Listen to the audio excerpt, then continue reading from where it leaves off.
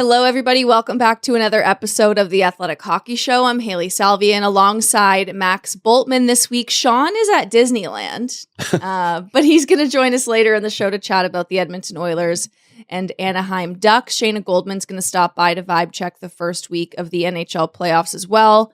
But first, Max, I'm very glad that Sean's out this week. He is traveling for the first round. Like I said, he's at Disneyland. We'll see if he even ends up at the game. He's going to have so much fun at the park. All day. He's going to be too tired. He's going to need a nap. But I'm glad you're here because I owe you an apology. Last week, we did our Eastern Conference preview, and I scolded you pretty harshly for not respecting the fun that Pens Flyers would be. I was wrong. It's terrible. And not just because the Penguins are down 3-0 in the series and they could get the boot on Saturday. I don't really care that much about that. Penguins have been outscored 11-4. I tuned in the second period. I was like at the gym or something, missed the first, made some dinner, turn on the game. I see 2 shots on goal. I was like, did I accidentally start this from the beginning of the game instead of going live? Nope. Just 2 shots on goal in the second period. It has not been great. Like the best moment of that series has been that funny little video of Sidney Crosby in the penalty box with the Flyers fan. That was excellent. The little knowing, like, yeah, you're right. So here's the thing. I'm Hailey, sorry. like, I was so wrong. I was so wrong, dude. That was brutal. I would love to bask in that apology, but I can't for 2 reasons. Number one, I said it was going to be a boring series because the Pens were just going to take care of business, and the exact opposite has happened. Yeah. And number 2, the series that I was arguing with you over is also a 3-0 series, Carolina and Ottawa. And the most interesting thing in that series has been the Senators banishing one of their own fans to Taiwan over a music video. So I can't really take a whole lot of credit either. So I guess that the lesson here is that we don't know everything that we're talking about here. No, definitely not. Like, I actually had this moment too, and maybe you're a great person to ask about this because you spend so much time with Corey Promen and Scott Wheeler. This can be like a mini prospect series segment here. Did I not pay attention, or was Porter Martone like not hyped up enough? He was because I'm watching this guy and I'm like, wait a minute. Who was going to tell me that this kid was going to come in and lead the Flyers in scoring in the first round of the playoffs? Well, how can I blame Corey Pronman on my ignorance, is what I'm saying. Both Scott and Corey loved Porter Martone going into the draft. Okay. But I do think as the year went on, like part of playing in college hockey is that you're not going to have that like 145-point season that everyone can get really excited about in the CHL, right? Like those are obvious things. Oh, he scored 65 goals this year. No, like in college hockey, it's like pretty good if you're a point per game player or a little over that. And Porter Martone was a very good player on a very good team, Michigan State team. I think everyone is surprised at how fast and how impactful the impact and how fast that impact has come. So, when Porter Martone got eliminated, it was like, yeah, he's going to join the Flyers. But I don't know if it was on this show with you guys or if we did it on a different episode, but we talked about we saw with Ryan Leonard last year and Zeev Buium last year, you can be a top prospect. You come in, it's really hard to be a difference maker in the playoffs. Porter Martone heard that and said, watch this. And he has been absolutely excellent. He's been one of the Flyers' best offensive players. He's showed some all around game too. It's not just been, puck touches and shots on goal. So very impressed by Porter Martone. And, we talked about him last year as high as I think like 3 or 4 in that class on the prospect series. That certainly looks like where he belonged. Yeah. I just had this moment of like, I feel like I knew everything about Matty Beniers when he was coming out of college, and I just felt like I hadn't heard quite as much. And maybe that's just because Gavin McKenna is getting so much of the oxygen right now in the prospect sphere, or I just wasn't paying attention. Like I can own that. I think your There's a chance. Your podcast co-host, Sean, has always been a big Matty Beniers, I think, believer since very early into Matty Beniers' career. So maybe that's why. Let's blame my ignorance on like everyone else. Yeah, that's the best approach. That has worked for me for over 30 years now. I don't take accountability for anything. All right, so that's a joke. That didn't land. You didn't even laugh. So now I just kind of sound I just crazy. Thought you were transitioning. Yeah, no, I was. All right. On this episode of Summer House. Yeah, seriously. If you want to go on for 15 minutes, we can talk about the Bravo-verse and Scamanda. I will be Andy Cohen for the day. Sean will join later and he will be all over it. All right, so the Sens do lose 2-0 last night. That's Thursday night, excuse me. They go down 3-0 in that series. Let's get into that a little bit. The big thing from that game, Jake Sanderson, he leaves in the second period after a hit in the head by Taylor Hall. Hall was assessed just a minor penalty. Huge loss for the Ottawa Senators if they lose Jake Sanderson. When we did our preview a week ago, one of the big things we discussed was Jake Sanderson and how he's going to be critically important to the mix. Like if the Sens were going to suppress shots or suppress chances against the Carolina Hurricanes, who often tilt the ice against their opponents, Jake Sanderson is going to be a huge reason if the Sens have success in those areas, right? He played 43 minutes in that double OT game on Monday. This is a team that's already without Artem Zub. He got hurt in game 1. They finally get Tyler Kleven back, but just a huge loss in Jake Sanderson. That, to me, kind of clouds even the fact that they're down 3-0 is you're down 3-0 potentially without your best player, most important player, I would say. Yeah, and this has been such a frustrating series for Ottawa in general. I mean, this was the series that I thought, like I said off the top, was going to be the most entertaining. The games have been close, but that doesn't amount to much when one team just kind of can't get it over the line. And I mean that literally and figuratively. You know, Ottawa's had some posts. They've had some pucks that they've gotten behind Freddie Andersen that have just stayed out. It's been a remarkably frustrating series for the Senators. And I don't think they're that far off, but you do see a little gap and you see how tight the space is out there. Carolina does not give up anything easy. It makes it essential that you take advantage of the opportunities that you do get against them. And Ottawa has come up in some cases an inch short, in some cases less than an inch short, but it amounts to a 3-0 lead for the Hurricanes. And when you don't have Jake Sanderson now, to your point, that's an extremely difficult hole to dig out of. Yeah, there was like a pretty big missed shot from Tim Stützle on an open net in game 2. Like the game was closer and kind of airmailed one. And then he hit the post in the third. I think in game 2, Shayna and Harmon, we'll talk to Shayna later in the show, like we said, but they had a great 2 early takes from the first round so far. And one of them is just Sens forwards aren't getting it done. Stützle attempted 7 shots on Monday night in game 2 against the Canes. Only 2 actually reached Fredrik Andersen.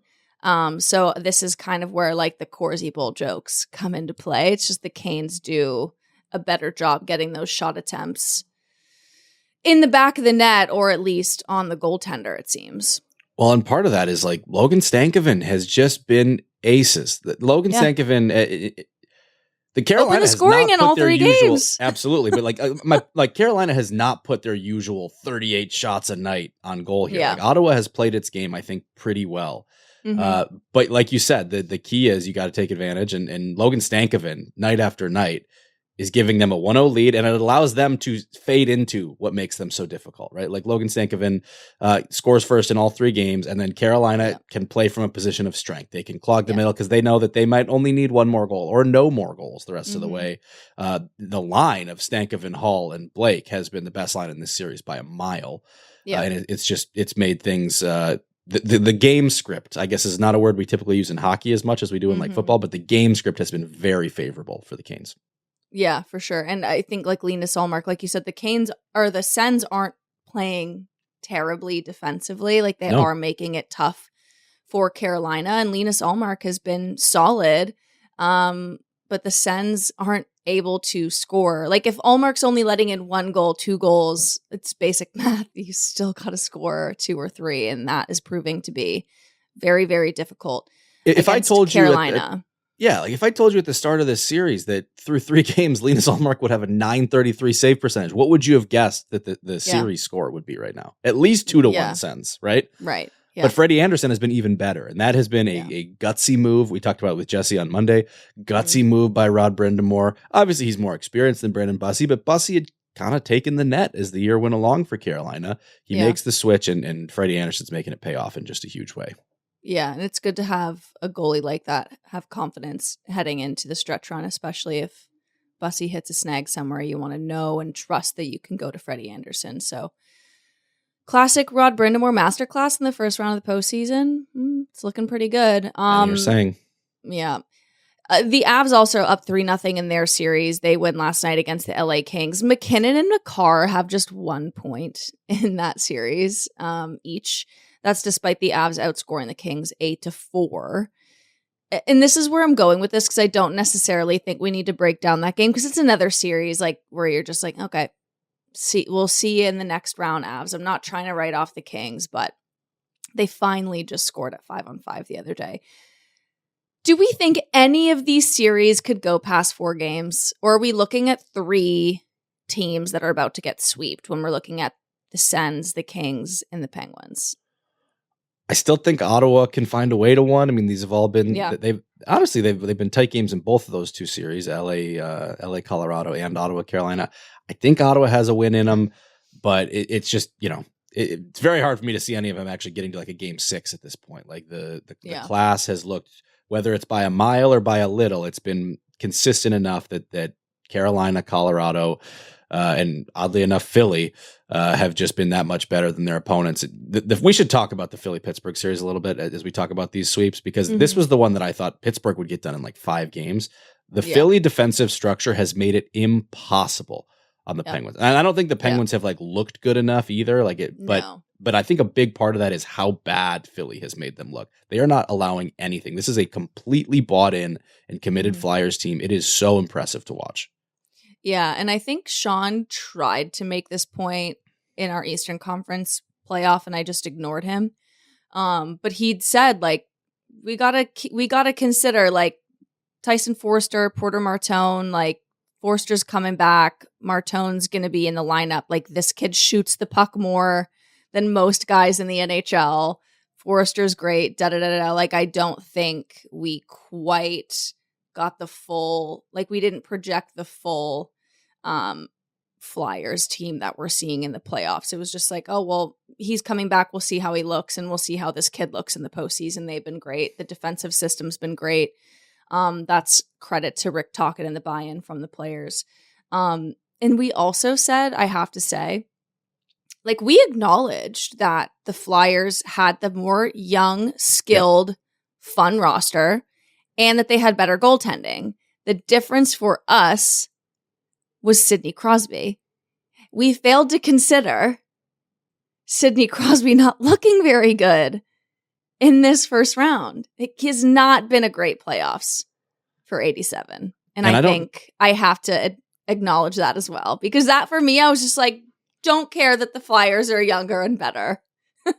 They've got Crosby, and that has not meant a whole lot as they're down 3-0.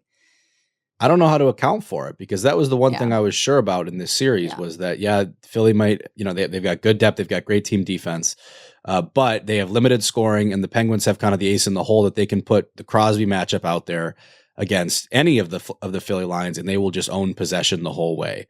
Yeah. And, just hasn't played out that way. And I don't know how to put my finger on why Philly has been able to neutralize one of the 5 to 10 best players of all time, who's still clearly a very good player, had a very good season. I think is one of the big reasons that the Penguins are in the playoffs right now, although he did miss some time late in the year. Maybe there's some lingering effects from that.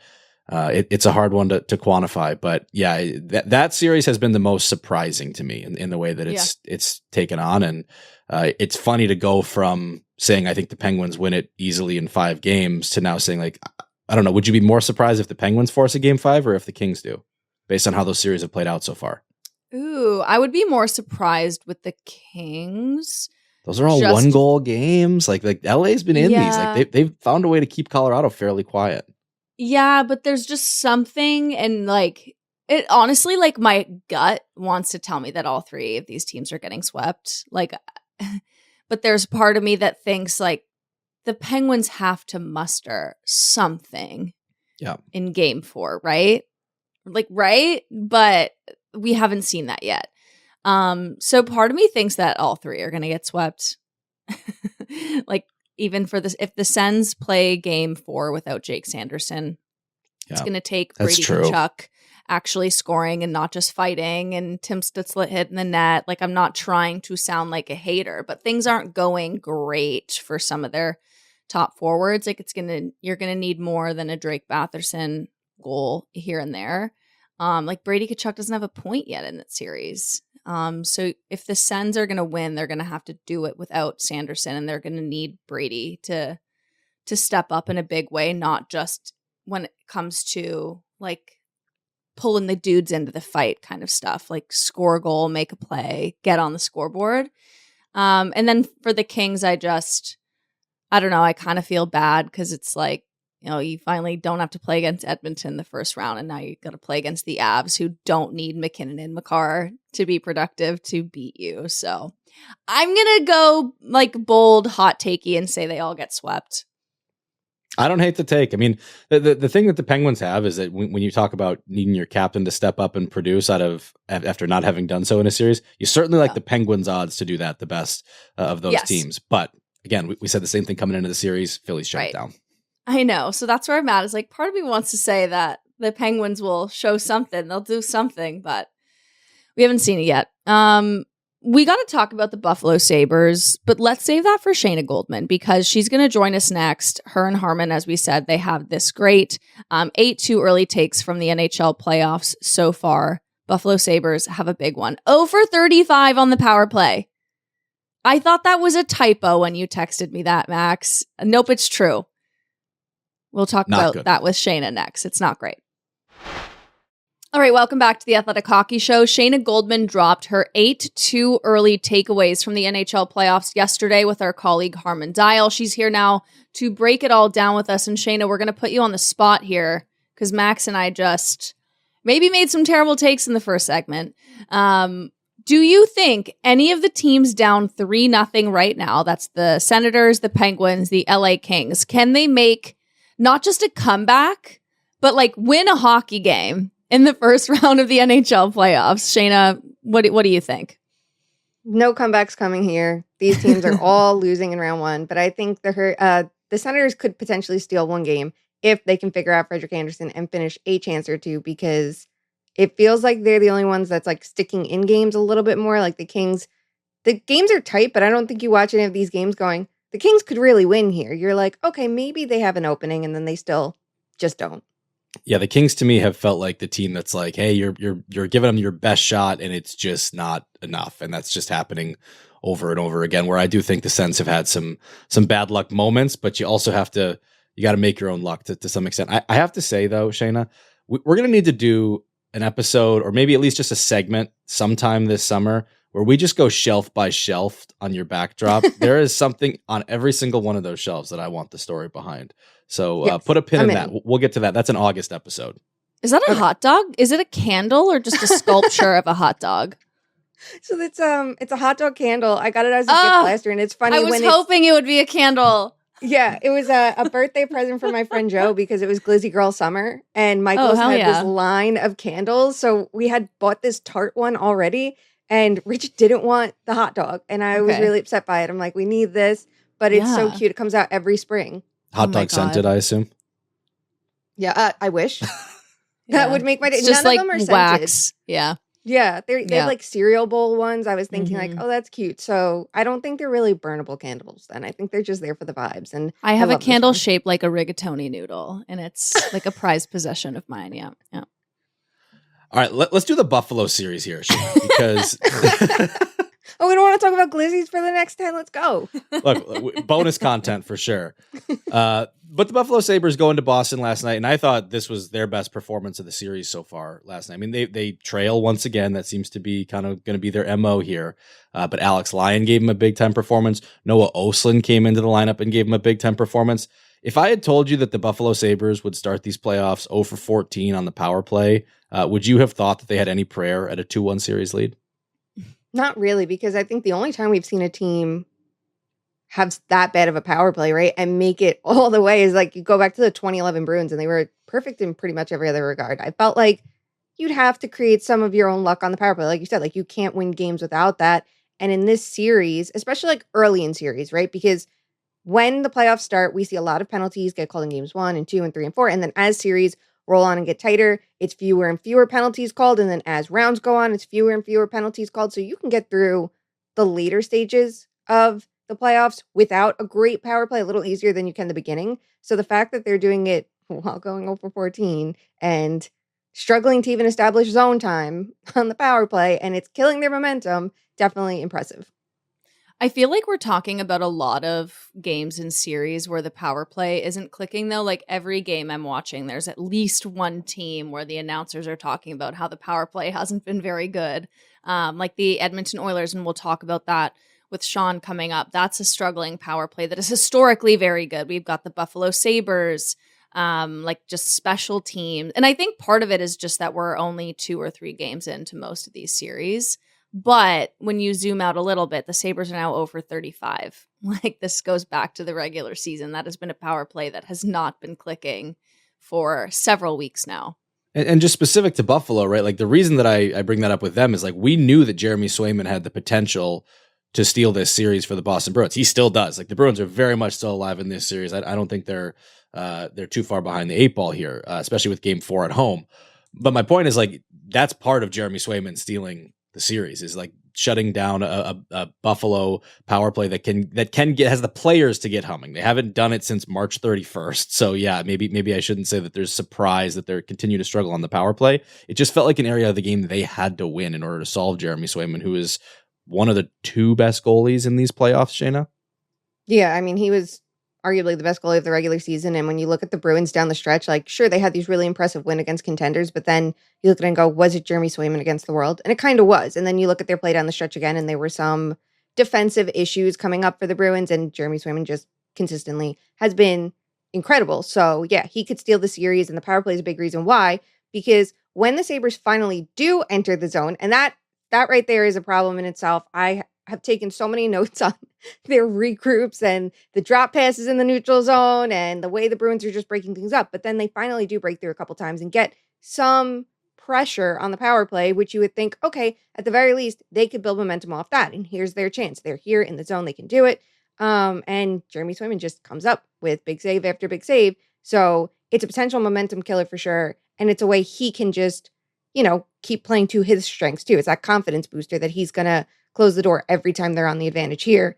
He definitely has the potential to steal the series. And it feels like that could be something as the games tighten up and as the players get more aggravated with each other and take more penalties, which I'm sure is going to happen here, right? Like you're going to have it. There's a lot of physicality in this series, and it feels like it's only going to amp up from here. So when you get those power plays, you have to make the most of them, and he could just keep stopping them. As much as like Jeremy Swayman has been great, when we were talking about this series and when we've talked about the Bruins over the last little bit, it's like the conversation's very much been about like Swayman's great. They are, playing better than we would have thought. The retool's been great. Don Sweeney did a good job. Pavel Zacha, like we're talking about all the little bits and pieces that have worked out very well for the Bruins in the ways in which they've been unexpected. But within all of that, have we just completely forgotten and underrated David Pasternak? I feel like that's an easy thing to do, honestly, because we like take for granted what a great scorer he is. And he's like this incredible goal scorer. He has a lethal shot, but also he's an amazing playmaker. He's so good in transition. I feel like those elements of his game kind of go under the radar a little bit too much. And he is a game breaker in this series too. Like if you look at both teams on both ends of the ice and go, who's the best skater, right? Take out the goalies from the equation. So Swayman's not here. You're going to have a good conversation of, is it David Pasternak or Rasmus Dahlin? And I think you could really go either way depending on what you're prioritizing, but this is probably the best skater in this series right now is David Pasternak. So once he gets going too and scores a little bit more here, who knows what it could open up. I don't think he's getting enough attention because I think we're focusing, like you said, the small things and also the mistakes. You look at last night's game, your takeaway is either Jeremy Swayman looked really good and it wasn't enough, or it's, that Lowry and Lindholm pair was a real problem for the Bruins. They're going to have to figure that out instead of being like, when are we going to have that David Pasternak game? Mm-hmm. Let's move on to no, I shouldn't say. I think the Bruins Sabres series is like the best of the bunch from last night. However, Definitely. Some of the series and the games from yesterday, they're not my favorite. As we've already talked about it. Pens Flyers, not great. Kane Sens, underwhelming for us. Avs Kings, kind of meh. So I want to move on to the ones that are a little bit more fun with you, Shayna. And top of the list for you, it's Vegas, Utah, right? That's one that you've got circled. Like that's been appointment viewing. Why is that? It's all three of the games that'll be on tonight. It's like these are the ones to lock in for, and I'm glad there's like going to be a little bit of space, and it doesn't feel like, hey, there's the potential of 2 7 o'clocks rolling over into Vegas like the other night. I think it's a fun matchup because you have, a newcomer to it. We've been waiting for that franchise back when they were Arizona and almost made the playoffs. And now that it's Utah to get into the playoffs and see this young core do some damage here. And I like the way both games have gone a lot because you watch game one and you see in the beginning, Utah's speed was on display. And it's like, okay, they're going to play to their strengths because I think a lot of teams get to the playoffs after having great rush-based seasons and all of a sudden start panicking, like this is not how you win in the playoffs. We hear it all the time. You have to be a great forechecking team and you have to be able to grind it out. You do. So that helps. Yeah.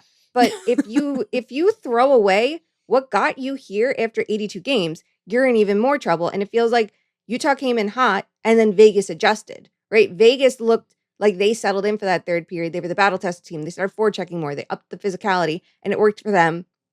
And Utah didn't panic. And I love that for game two, that you saw Utah go right back to, moving the puck a ton. And I think they were better at not being too cute with that and just thriving in transition. And you saw that on the game-winning goal from Dylan Guenther and Logan Cooley, where they're surprisingly beating Jack Eichel, who's one of the faster forwards in Vegas, and also Shea Theodore. So we always knew the speed could be what separates these two teams. But it felt like on that play, even this, the faster guys on Vegas are getting beat by these exciting young guns in Utah. And part of it goes back to like Logan Cooley, despite being fast, exciting, skilled player, like this is not a soft player at all. Like don't let the size fool you. Logan Cooley will go to the hard areas of the ice. Like he is kind of a can do it all, can play in any situation type of player. And he's showing that. Like I think his brand of offense does carry into the playoffs, and that's been proven through the first couple of games here.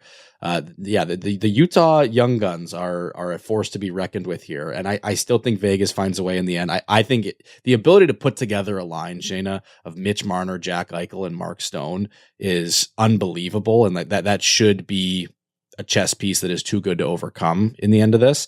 But I'm gaining huge respect for Utah, and I think they can make this a long series. Yeah, I mean, I did pick Utah in this series, I'm going to be honest. So I'm still going to lean with them. But like you said, Vegas has all of the pieces to be a contender. It's just figuring out, well, except for the goaltending. They have all the pieces in front of the blue paint to be a contender. And it feels like it's just a matter of mixing and matching the right way. They started with that top-heavy line. Yep. And then midway through game one, we saw them shift away from it, and that actually helped them more. But they know that they have that break in case of emergency option, which not every team does, right? Like for Utah, you look at it and go, I see how the top six fits. I'm not sure they have all of these combinations. They know, okay, flip a switch and you can go to this and everything will be fine again. Like maybe there are combinations like I'm overlooking here, but it just feels like Vegas has that little extra X factor. We're going to talk with Sean about the Anaheim Oilers game / series that continues tonight in California. So Shayna, maybe we can talk about, in my opinion, like the best series of the East. And it's not even close. I don't know if it's a big debate, but that's Tampa, Montreal. That series continues today. 7:30 puck drop? Because like you said, they're actually pacing the games out. What do you make of that series so far? And does that top your list of appointment viewing? I think so right now. I think so. It's been so exciting through 2 games, and I think we all knew it had the potential to be based on their regular season matchups, and there was one down the stretch where they were just going after each other the whole time that you're like, yep, I'll take 7 games of this. But also it's like, it's so fascinating because we have a couple series here where it's like, here's a young version of their opponent, like looking at their future selves across the way. And it feels like Montreal Tampa is that more than anyone else. There's so many similarities in the way that they play. There's similarities between particular players like Kucherov and Demidov, where you're like, that's what you want to like aspire to be. And in game one, you say, okay, well, Tampa made a lot of mistakes. Also, Montreal forced them into those mistakes, which you wouldn't expect from this young team. And you could have seen where, the Josh Andersen goal gets overturned. There's a penalty immediately on Montreal. Tampa Bay converts on the power play. That could have been like the game right there. It could have been the series right there, honestly, not to be dramatic, but it's that Tampa knows how to win, knows how to flip the switch. They've been here before. So those kind of sequences could just work in their favor. And Montreal battled back in a huge way to take that game. But I think in game 2, we saw the Tampa Bay we all know them to be. And that's this experienced team that can thrive in that kind of environment, and they up the physicality. But most importantly, it was just the way they played in overtime was in complete control. They're forcing turnovers, they're getting their chances, and the Canadians were just playing from behind the whole time. So it'll be interesting to see how Montreal adjusts to that for game 3, especially with the vibes of being in Montreal for this game, and how Tampa's experience plays to their favor here. Did Montreal even get a shot on goal in that overtime the other night in game 2? I don't think so. I mean, it went long stretches. I know they got before 0 chances. Yeah. It was a Tampa masterclass. Now, the one thing I'll say, and I fully agree with you, like, this was Tampa clicking in. We've been here before. We know what to do here. Little signs of some poise from Montreal that have been very impressive to me. Lane Hutson loses his stick on a play in that game, and they're defending a dangerous Tampa. The Braden Point line's out there. Guys are offering Lane Hutson his stick. He waves it off, and what he does is, without a stick, he just goes and glues himself to Braden Point. Now, it helps that it's a guy like in his weight class. I don't know that he could have done that to I don't know, Anthony Cirelli necessarily. Cirelli's not huge either, but he goes stride for stride with him, and he does not cede any ground to Braden Point. What could have become like a pseudo power play for the Tampa Bay Lightning resolves itself like pretty unconsequentially for the Montreal Canadiens. And I was very impressed by that with Lane Hutson, for a guy who, yeah, he's played a playoff series before, but he has pretty limited playoff experience, and the smarts, the competitiveness to kind of handle that situation the way he did, I was very impressed by. That's the kind of stuff happens in the playoffs, and plays like that can end your season. I thought it was a great job by him to not let that one kill them. Obviously, they still lose the game, but just those little signs that this Montreal team is ready for the moment a little bit. They can kind of solve these problems on the fly. Yeah, and Lane Hudson's a perfect example of this, because in every which way, you would assume, like, if you go by traditionalist standards, like, he's not a playoff player, right? If anyone's going to nitpick him, it's about his defense as much as it's improved this year. It's his size. It's that he's not gritty. And this play just, like, shows he's smart. He anticipates well. He has great foot speed. He's really evasive. He can stick on players like Point, who's a fantastic skater, too, one of the best in the league. So it just shows, we need to, like, throw those ideas out the window, because here he is in year 2, made massive improvements from year 1 in his own zone. He was honestly in the Norris race, even without playing the toughest workload in the world, because Noah Dobson could take those minutes. And now he's doing it in the playoffs without Noah Dobson in the lineup, which is even more impressive that he's done it through 2 games so far.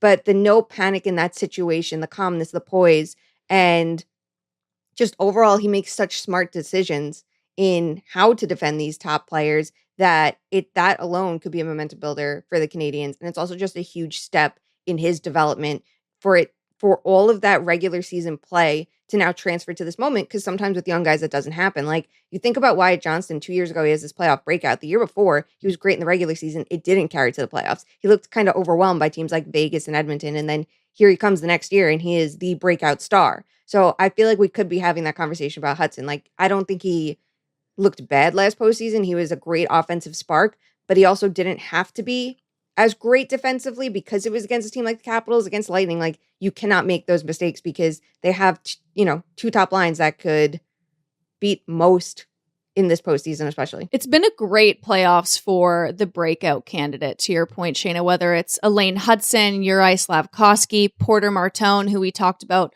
already on the show, Matt Savoy. We can talk to Sean Gentille about that next. So Shayna, thank you so much for the time. There's a great story from Shayna on her 8 too early takeaways from the NHL postseason. Also 6 players opening eyes with their postseason performance. If you want to dig into that a little bit more with Shayna, you can read those stories on The Athletic. Shayna, thanks so much.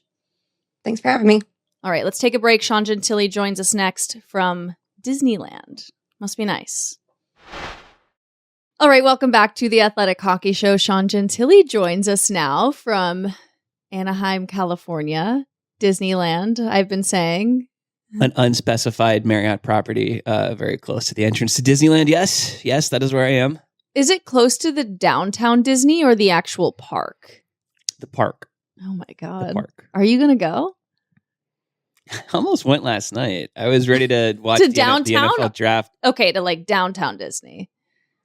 Yes, I got in. I had to do a little bit of work, Mm-hmm. which, very inconvenient doing work on a work trip. I had to do a little bit of work that stopped me from actually buying a ticket and going into the park yesterday, which I briefly like kicked around. So, but now I ended up just going elsewhere. I went to the Cheesecake Factory to eat my dinner and watch 15 picks of the NFL draft. I like to imagine that if you like pop into a dive bar in Anaheim, like Donald Duck is just in there like blowing off steam after a long day. Without going too far into the initial choice that I made last night, I popped into a dive bar in Anaheim and did a 180 and walked right back out. Donald Duck was nowhere to be found. Smoking a cigarette at the back. Yeah, right. Yeah, he's like he parked his bike in the back, and he's wearing a leather jacket and banging cigs. Yeah, I've always liked that road trip though, because then you can go to the little downtown Disney and just go for a little walk, have a very expensive lunch, get an ice cream shaped like Mickey Mouse, and then leave. It's like the weather's gorgeous. There's a lot of sunshine, and there's a Cheesecake Factory and a McCormick Schmicks and a Bubba Gump Shrimp Company just lined up like one after the other. So perfect. I'm set. All right. So tell us the most important stuff about this series, Sean. And let's start with the rotisserie chicken that was thrown on the ice. Oh my gosh. I've been efforting in a very big way to get more information about this. There's a chance, depending on who calls me back today, that I will have some kind of definitive take on what happened in Game 2. Yeah, there was an Oilers fan who brought what appeared to be either a rotisserie chicken, possibly. Well, people guessed that it was duck, that it was like a cooked duck, Jesus, like or whatever, like duck, duck, like yeah, actual like duck breasts that you bought at the store, and then but. I have it on some pretty good information, and again, I'm trying to get this confirmed at some point today, that it was in fact a rotisserie chicken, that this guy came in and said, like, I have a rotisserie chicken that I'm going to throw on the ice in the third period if the Ducks are up. Just to scare him, just to freak him out. The guy did it. Yeah. And I saw Joel Quenneville freaked out initially. Like he was on the bench, like kind of understandably. You don't like seeing stuff thrown on the ice in any situation, but he I guess he caught it out of the corner of his eye or something, because he was losing it. We thought in the press box that it was like a soda or a beer or something, just because of the way it scattered, and no one really thought twice about it. But it turns out, that it was food. And again, it looks like a rotisserie chicken based on the carcass laying on the ice that I can see. Yeah, you can't throw things that are going to scatter like that. Like that is a safety risk. It almost looked like in the press box. You guys know this. There's skin. There's grease. There's pieces of chicken everywhere. Also, like the press box in Edmonton is like in Calgary, right? Yeah, like you're really, really far away. That building is incredible, and it's a great place to watch a game. But you are way, way up, so you couldn't really get like a great look at what it was exactly. So I just thought it was a beer or something, but it wasn't. And I'm trying to get some more info before we get too far out from it. So we shall see. What about the actual games? The big narrative coming out of Game 2, and this is true for a reason, right, is that it was a power play game. And it was. Anaheim scored a couple power play goals. Edmonton's power play looked relatively clueless. And then gave up a disastrous shorthanded goal with in the third period, and it was all McDavid just having a brain fart in his own zone. Like he wheels around and kind of throws this backhand pass to nobody that bounces off the boards, and Alex Killorn scoops it up. Ryan Poehling is already in pretty deep for what turned out to be a crucial goal. I think that made it 4-2, right? So you have just general ineptitude from the Oilers power play on one hand, and then two, you have this catastrophic mistake that kind of swings the game. It turned out it gave Anaheim a 2-goal lead, which they needed all of, right? So that's what all the questions post game were about. Chris Knobloch copped to it. He was like, we lost this game on special teams, basically. And I think that's what people are watching most closely, right? Like McDavid did get injured, left the game for a couple minutes. People are watching that, but he generally looked okay when he was on the ice. I think what people are watching most acutely here is what Edmonton's power play looked like, because 2 games, small sample size. I think the top unit's only been out there for like 9 minutes or so. So you got to like have these asterisks next to all that, but also they look pretty bad. The McDavid of it all, I think, is that's like the key thing here, because obviously he's a key narrative figure in this series, and I thought you laid that out really well coming in. Also, just doesn't look like himself, and I mean that's the one thing that Edmonton can't afford in this series. I think they can survive almost anything as long as that guy's right, and that guy does not look right. Yeah, we know what he looks like when he's cooking, right? Like he's taking that drop pass from Evan Bouchard further back in the zone. When he's already picked up speed, and then that's how they make their zone entries on the power play in a perfect world, right? Where he's, in fifth gear by the time he makes it to the blue line. It's effective. They've been doing it for years. It's not a surprise to see it. Well, that hasn't been working for one reason or another. Like I think the Oilers or the Ducks rather are successfully playing them pretty closely. Another interesting wrinkle to all this is that Jay Woodcroft is on staff for Anaheim, which is huge. And they've been asked about that. And I think they realized that Woodcroft is bringing maybe some old state secrets into the Ducks coaching room, which helps. But ultimately it's just a matter of execution. I don't know that you can go too far into guessing that Woodcroft has the secret sauce here. I think they're just defending him really well, to the point where in the last game we saw Edmonton actually try to do some stuff differently with entries. Like they've actually had Draisaitl kind of along the wall, and he's the guy who tries to get the puck to McDavid when he's in full flight. So yeah, they have made some changes. I'm still just not ready to bury that unit just yet. Just too much talent, too much production over the years.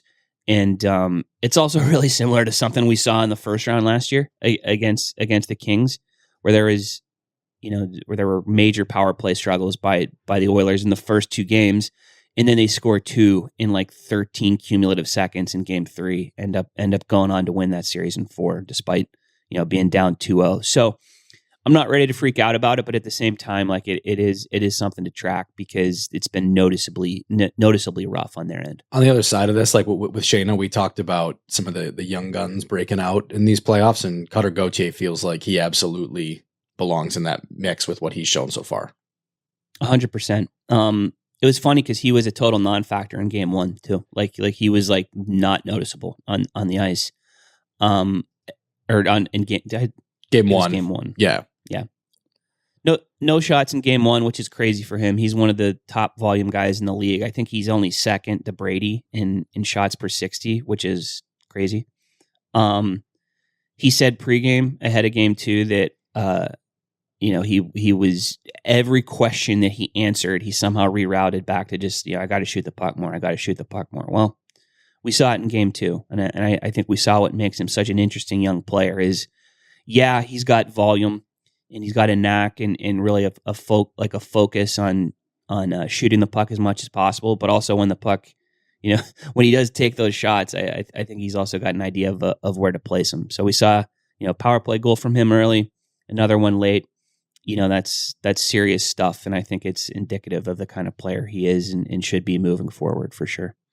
Is there any level of concern beyond the power play, Sean, in this series being tied 1-1 after 2? Or is it just like they're not going to go, 16-0 on the way to winning a Stanley Cup? You're going to lose a couple. But the fact that it happened so early against a team that hasn't been great defensively in the NHL this season, right? A team that struggled heading into the postseason. Is it a little concerning that the Oilers are tied and not up in a meaningful way? I think so. I think they're generally pleased with their 5-on-5 play. Like they've said that to a man really over the last couple days. Mm-hmm. I'm not 100% sure I agree with that. I think the most effective line that we've seen from them is obviously the Draisaitl, Podkolzin, and Kapanen line. Those guys have been great. Draisaitl does not look like a dude who just missed a month's worth of hockey. Certainly didn't in game 2. But I think it's been a mixed bag elsewhere at 5-on-5. And that's not the way it should be. Like they should be generating more, you would imagine, against a Ducks team, Hailey, like you said, that was just genuinely bad defensively. Like yet again, it's a similar narrative to what it kind of popped up with them under Greg Cronin. Is this is a team that just bleeds chances and bleeds shots in their own end. And the fact that, Edmonton hasn't looked great at 5-on-5 is a concern. Absolutely. And so are injuries. Adam Henrique's hurt. He didn't make the trip. Crucial part of the penalty kill, which has also been very bad. Jason Dickinson is still dealing with an ankle injury that forced him out of game 2 after scoring twice in game 1.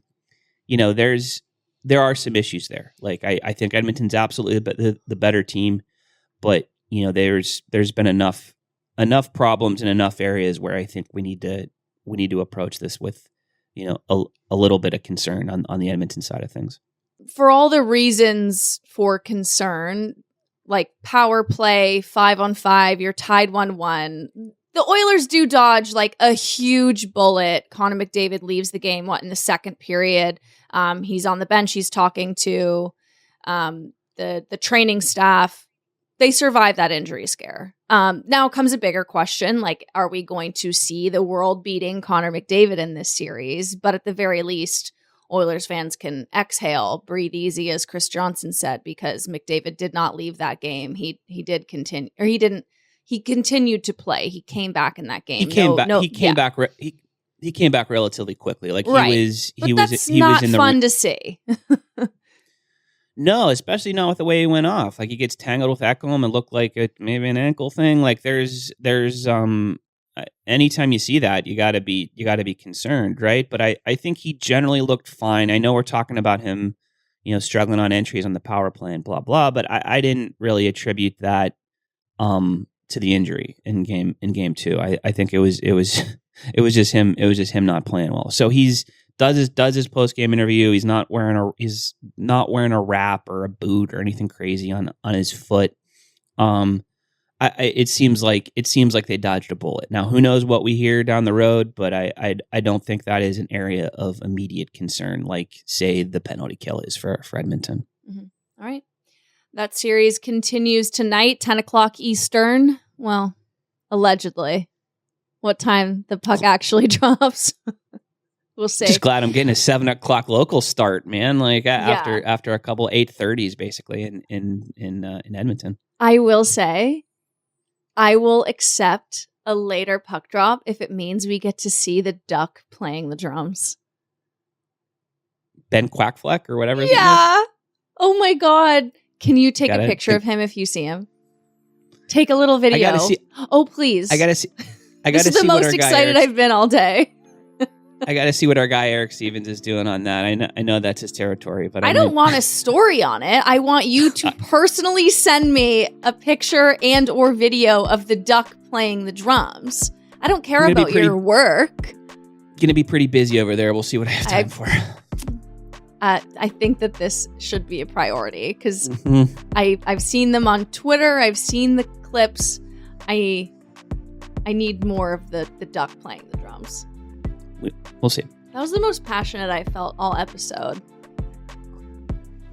Not a good sign for Max. All right, that game's at 10 o'clock Eastern. Vegas, Utah, 9:30, and of course Tampa Bay, Montreal at 7. A nice little schedule of NHL hockey on this Friday night. Sean, thank you so much for doing this. Max, thank you. Shayna, thank you. Everyone, thanks for listening to this episode of the Athletic Hockey Show. Enjoy the 3 games tonight. Max has our next episode on Monday. Bye, everyone. Thanks for watching. Make sure to like and subscribe and ring the bell to stay informed and catch new episodes every Monday, Wednesday, Thursday, and Friday. And in the meantime, you can join our Discord community. We'll see you there.